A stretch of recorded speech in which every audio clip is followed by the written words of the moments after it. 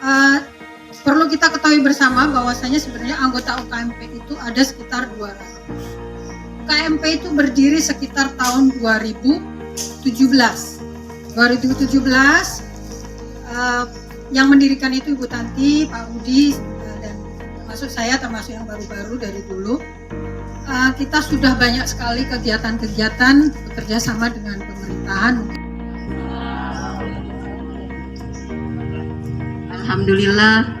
Alhamdulillahirabbil alamin wa bihi nasta'in ala umuri dunya waddin.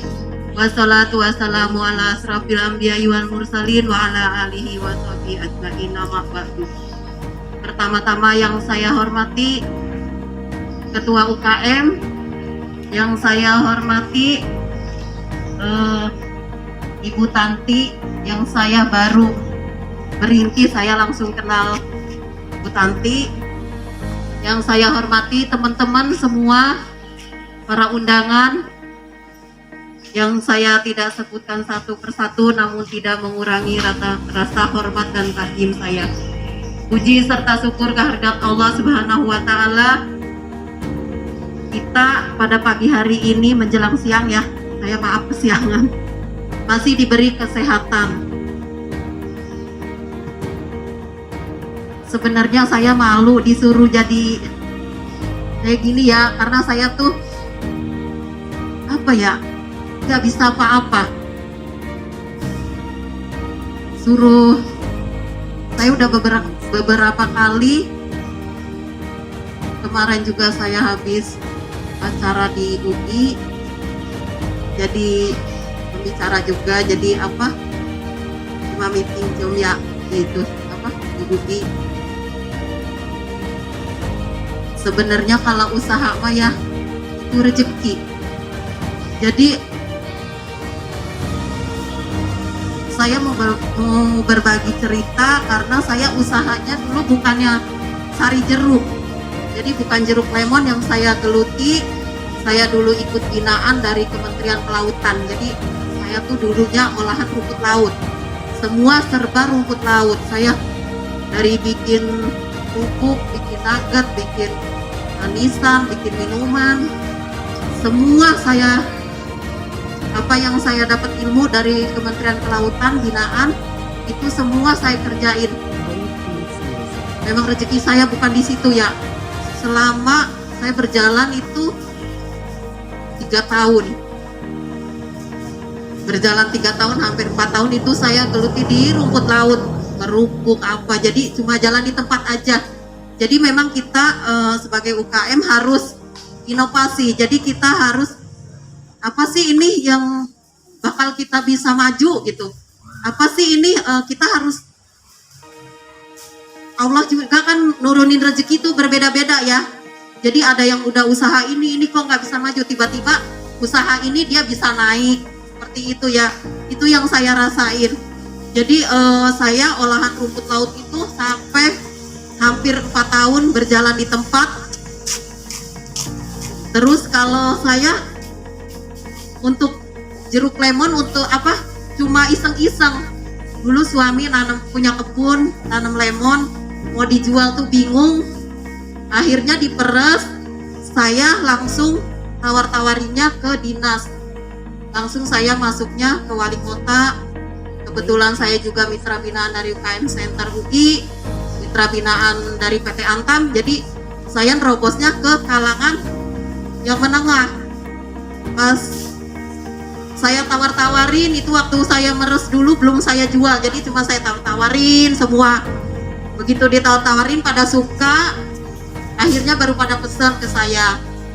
Jadi dengan seiringnya berjalan waktu itu saya sambil meres lemon, saya juga sambil kerja.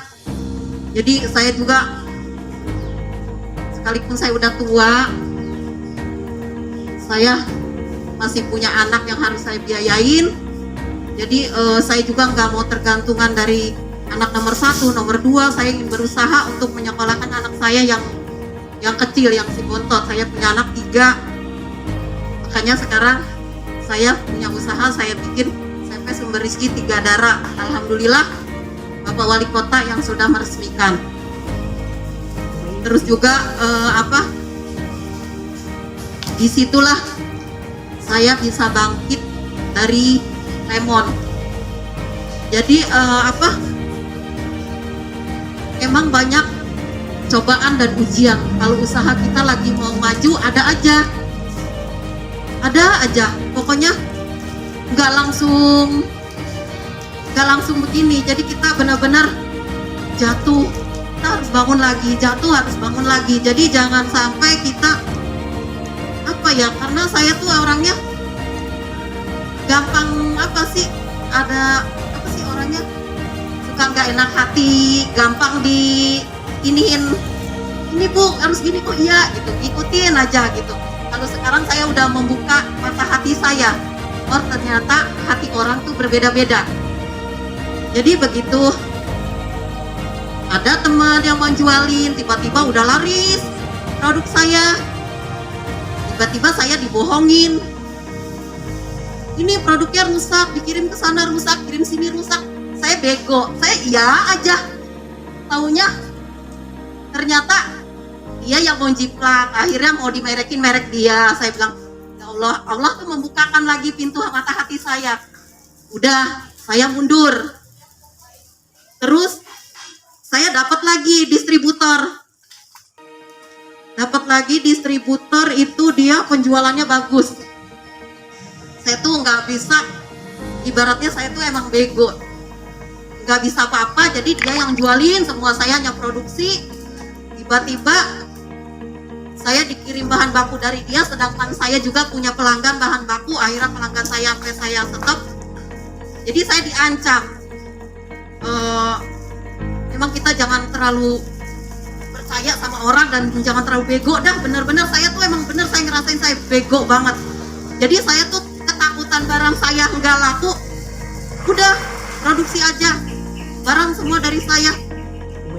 Begitu laku, pokoknya saya cuma ngomong, pokoknya merek nggak boleh diganti, ini merek saya gituin. Saya cuma ngancam itu, pokoknya merek saya silakan jual. Oke, saya produksi jual. Berjalan sampai hampir 2 tahun,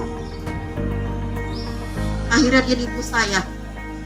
Jualan laris, dia sampai mau bikin rumah sampai 3M, jualan produk saya aja. Akhirnya kok dia mau bikin rumah kalau status segini, sedangkan kita kok yang bikin kok begini aja, nggak naik-naik gitu. Ada apa ini? Ternyata dia bikin sendiri, mereknya merek saya. Tuh saya ditipu habis-habisan. Itu saya paranin itu. Karena merek saya kan udah haki, makanya para UKM semua kalau yang punya merek yang udah lagi mulai bagus penjualannya, langsung dihakiin aja. Jangan sampai dicuri orang. Saya udah hak paten. Itu saya bawa polisi ke sana. Saya laporan. Akhirnya dia sampai sujud ke saya. Akhirnya saya minta denda itu. Waktu itu saya minta denda. Kan ada perjanjian sama dia. Perjanjian siapa yang melanggar, dendaan itu 2 miliar gitu. Saya bilang, ini boleh siapa? Perjanjian siapa yang nulis? Saya cuma tanda tangan. Yang nulis di situ. Semua yang langgar siapa di situ? Keluarin uang segitu. Saya bilang gitu. Akhirnya dia sampai nangis-nangis dah tuh. Saya produknya baru sedikit, saya katanya jualnya baru berapa ratus botol, tapi udah penipuan, nipu merek, nipu produknya. Itu produk dia bikinnya bagaimana kita nggak tahu, cuma asal bikin. Kalau ada apa-apa yang beli kan saya yang tercemar, saya yang udah terkenal. Jadi benar-benar dah jangan sampai seperti kayak saya. Karena saya dibohongin karena orangnya saya terlalu lugu. Jadi terlalu ya udahlah gitu. Saya jadi orang kayak gitu, saya orangnya.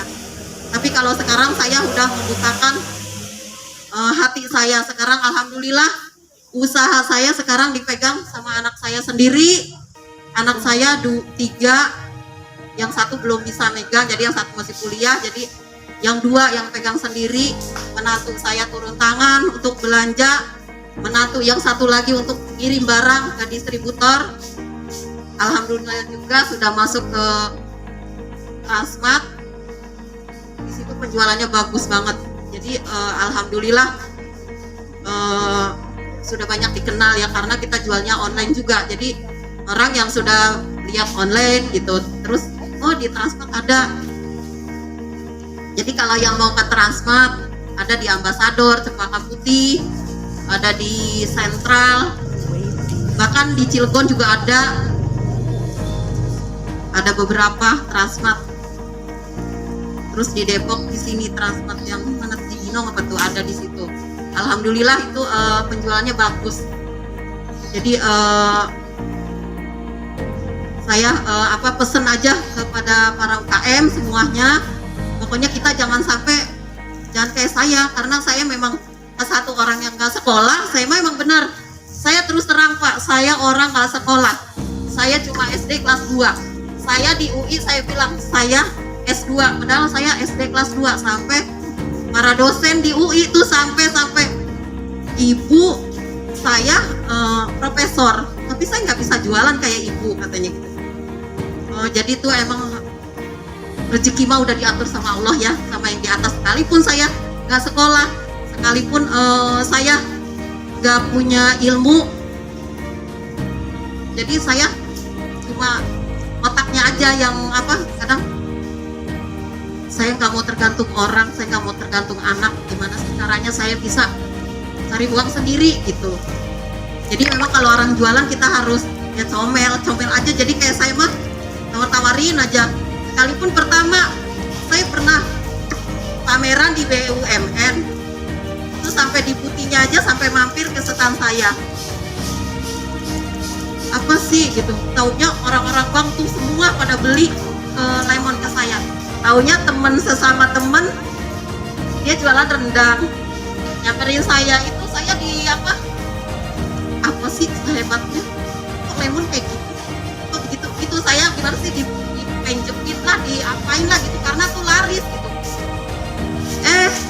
Tiba-tiba kan saya punya nomor dia, tiba-tiba dia status bikin lemon, terus saya giniin aja, dia sampai malu. Saya gini, kemarin menjepin saya lemon, katanya apa sih itu lemon, apa sih rasanya, kok warnanya putih, kok ibu bikin warnanya putih, nggak kuning nggak merah ya bu, saya gituin deh. Akhirnya malu dia.